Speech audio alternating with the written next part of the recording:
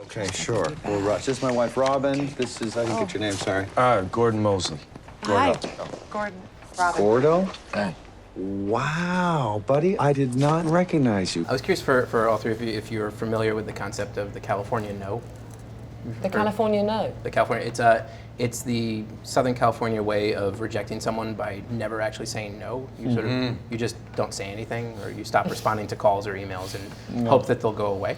Hey. Oh dear. I've never heard that expression, Me but neither. it's fascinating subject matter because it's dishonest. And one of the rich things for me was social graces and the contracts, the silent contracts we have. You know, that when they run into Gordo, the obligation to exchange phone numbers when we don't really want to, but you feel like that's a way that buys you the ticket to leave an exchange.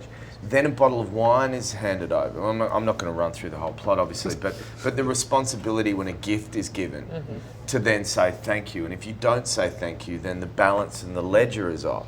And then this starts to happen incrementally through the story until the relationship is very clearly a one-sided relationship, which would service the California no. And as the neighbour's character says, sitting right where Jason is the idea that at some point you kind of have to have a conversation. And we never break up with friends. Right.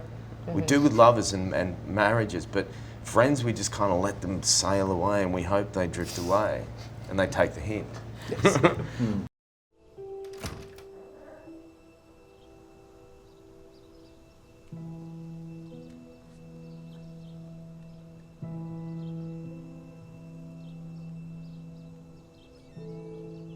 Hi. Hi. House looks nice. Oh, yeah. Was that it right there? Yeah. Go take a look. Wait, here. This. Welcome home, smiley face Gordo. How did he get our address? I have no idea.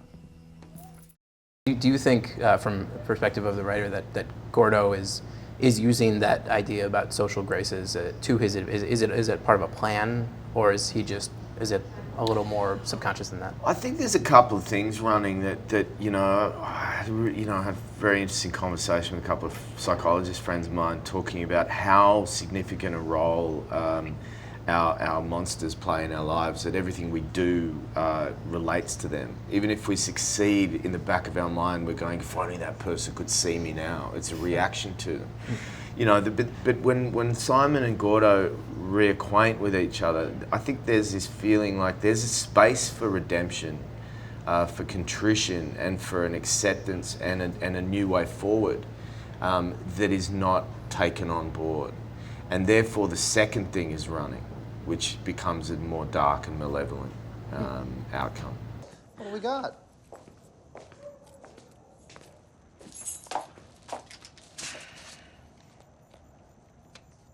Here. Uh-oh. Thanks for a lovely dinner. Return the favor. Hope you don't mind. Smiley face. And I think I've told you this before. I really love when you play an asshole. Yeah, thanks. Like it's Just a funny way to do it and a scary way to do it. What I love is that he, in his mind, is so convinced that he's like a good guy. Yeah. It's all just, I guess, just different levels of confidence, right, that you kind of inject into the character.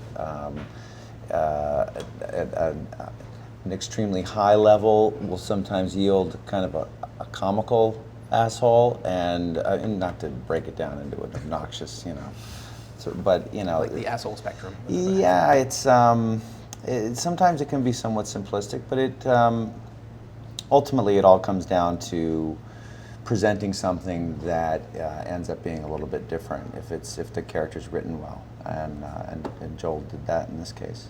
You filmed the movie here in this house. How strange is it to be back here doing interviews in it? It's sort of strange and good at the same time for me. I was joking before, it feels like I didn't quite finish the movie or something, like I'm back here for my sins. I just feel like I shouldn't talk before you spoke. Or I'll strike you one. Yeah. There is something nice about it. It kind of gets you back into the frame of mind of the movie, and things are recalled a lot more easily. And I have to say, I've been meaning to mention it. It's also really nice to sit and at your expense and your colleagues to sit and visit with your colleagues and hear them talk about the experience that is now so fresh in your mind, being in this environment, and you get to hear a little bit about their process and what they were thinking while they were doing it and how they see it now in retrospect. And so it's nice that it all comes back to this spot as opposed to some hotel somewhere, you know. And realize you thought you were making a completely different movie. Yeah. It seems pretty funny to me. Romantic comedy. Genre talk I'm not understanding.